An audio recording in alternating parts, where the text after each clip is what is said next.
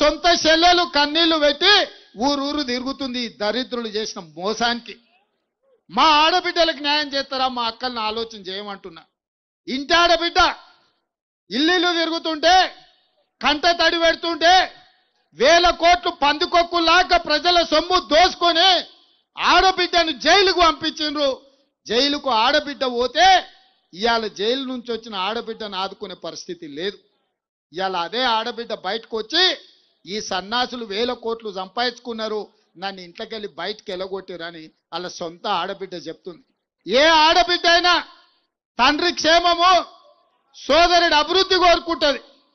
ఏ ఆడబిడ్డ అయినా కష్టం వచ్చినా కడుపులో దుఃఖం పెట్టుకుంటుంది. అత్తగారింటి కాడ కష్టం వస్తే అమ్మకు పోయి చెప్పుకోవద్దు, ఇచ్చిన కాడ పెరిగిన కాడ చిన్నతనం దేవొద్దని కష్టాలను అనుభవిస్తారు.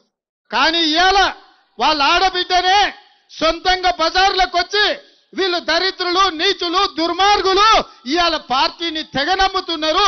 సొంత ఆడబిడ్డ నన్నే బజార్లో ఇడిచిపెట్టిందని చెప్తున్నారంటే వాళ్ళ గురించి ఇంకా నేను చెప్పాలనా? ఇంటి ఆడబిడ్డ ఎప్పుడైనా ఇంటి గౌరవం తగ్గించుకుంటుందా? ఇవాళ వాళ్ళ ఇంటి ఆడబిడ్డ బయటకు వచ్చి వీళ్ళు దుర్మార్గులు, దొంగలని చెప్తున్న మాట నిజం కాదా? ఇవాళ అందుకే ఆ దుర్మార్గులకు ఆడబిడ్డలంటే పడనే పడదు. వాళ్ళ నాయన మంత్రియలే వాళ్ళ కొడుకు వచ్చి ఇవాళ బస్సు రద్దు చేయమని అంటుండు దుర్మార్గుడు. ఇవాళ రేవంత్ రెడ్డి ఏం చేసిండని అడుగుతున్నాడు ఒక ఆయన. నేను అడగదలుచుకున్నా. మా మిత్రులు శ్రీధర్ బాబు గారు చెప్పిండ్రు, సంవత్సరం తిరిగే లోపల 70,000 ప్రభుత్వ ఉద్యోగాలు తలలు లెక్కబెట్టి ఎల్బీ స్టేడియంలో నియామక పత్రాలు మీ సోదరుడు రేవంత్ రెడ్డి ఇచ్చిన మాట నిజం కాదా? 10 ఏళ్ళు మీరు రేషన్ కార్డులు ఇవ్వకపోతే పేదోళ్ళందరికీ రేషన్ కార్డు మీ సోదరుడు రేవంత్ రెడ్డి ఇయ్యలేదా? ఇవాళ ఆనాడు దొడ్డు బియ్యం ఇస్తే అవి దానా పెట్టనికి వనుకొచ్చినాయి. ఇవాళ సన్న బియ్యం ఇస్తే సంటి పిల్లలకు కూడా సన్న బియ్యం బుక్కెడు బువ్వ పెడుతురా లేదా? మా అక్కలు చెప్పాలి. మా అక్కలు ఆలోచన చేయాలి. ఇవాళ సన్న బియ్యం మనిషికి 6 కిలోలు 3,10,00,000 మందికి ఇవాళ సన్న బియ్యం ఈ ప్రభుత్వంలో సోనియమ్మ ఆశీర్వాదంతో మీ తమ్ముడు రేవంత్ రెడ్డి మీ ఇంట్లో సన్న బియ్యం ఇచ్చిన మాట నిజం కాదా? ఇవాళ పేదవాళ్ళు కూడా ఇవాళ మంచి అన్నం తినాలి, పిల్లలను జాగ్రత్తగా పెంచుకోవాలి. మన జీవితం ఎట్లో గట్ల గడిచిపోయింది, ఆ పిల్లలన్న బాగుండాలని ఇవాళ మీకు సన్న బియ్యం నేను ఇయ్యలేదా అక్క? ఇవాళ 200 యూనిట్లు కరెంటు ఉచితంగా మీకు ఇయ్యలేదా? ఇవాళ ఆర్టీసీలో బస్సు మీకు ఉచితం ఇయ్యలేదా?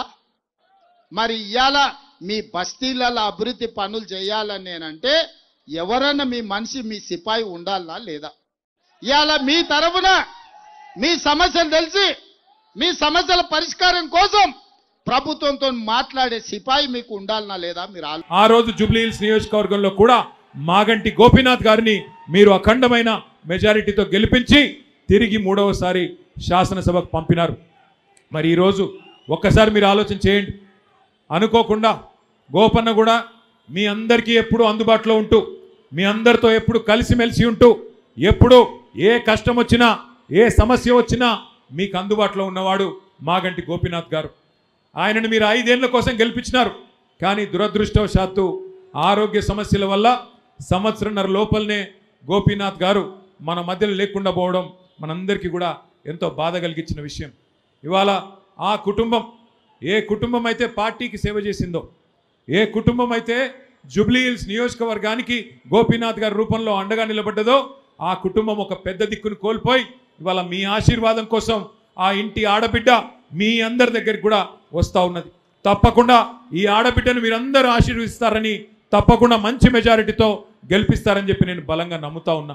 దయచేసి మీరందరూ కూడా ఒక్క విషయం ఆలోచించాలని నేను మనవి చేస్తూ ఉన్నా. ఇప్పుడు వచ్చిన ఎన్నికతో, ఈ ఎన్నికల్లో గెలుపుతో, ఈ ఎన్నికల్లో ఓటమితో ప్రభుత్వానికి ఏమీ కాదు. కానీ ఒకసారి ఆలోచించండి. 2 ఏళ్ళు అయింది కాంగ్రెస్ ప్రభుత్వం వచ్చి. ఎవరికన్నా ఒక్క మనిషికి రాష్ట్రంలో ఏమన్నా మంచి జరిగిందా? ఒక్కసారి ఆలోచించండి. ఎన్ని మాటలు చెప్పినారు, ఎన్ని అబద్ధాలు చెప్పారు, ఎన్నెన్ని రకాల వాగ్దానాలు చేసినారో ఒక్కసారి గుర్తు తెచ్చుకోండి. హతేలీ మే జన్నత్ దిఖాకే, అరిచేతిలో స్వర్గం చూపెట్టి అందరికీ అడ్డగోలు హామీలు ఇచ్చి, ముఖ్యంగా గ్రామీణ ప్రాంతాల్లో ఉండే రైతాంగాన్ని, గ్రామీణ ప్రాంతాల్లో ఉండే మరి అక్కడ ఉండే పెద్దలని మోసం చేసి కళ్ళబొల్లి కబుర్లు చెప్పి 420 హామీలు ఇచ్చి ఇవాళ అధికారంలోకి వచ్చింది కాంగ్రెస్. అధికారం పెద్ద విషయం కాదు.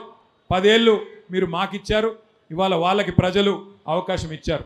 నేను మిమ్మల్ని దయచేసి ఆలోచించమని కోరుతా ఉన్నా. 10 ఏళ్ల మా పరిపాలన మీ ముందుంది, 2 ఏళ్ల కాంగ్రెస్ పరిపాలన కూడా మీ ముంగట ఉన్నది. ఈ 2 ఏళ్ల కాంగ్రెస్ పరిపాలనలో ఎవరికైనా మంచి జరిగిందా, ఎవరికైనా మేలు జరిగిందా ఆలోచించి ఓటేయండి.